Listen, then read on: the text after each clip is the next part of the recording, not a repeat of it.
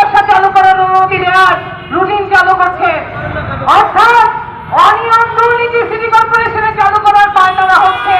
কিন্তু নিয়মতান্ত্রিক কাজে আমরা দেখছি দীর্ঘসূত্রিতা, নিয়মতান্ত্রিক কাজে সেখানে আমরা দেখছি অনিয়ম।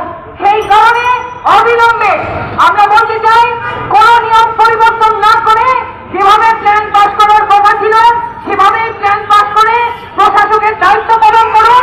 আর পরিবর্তনের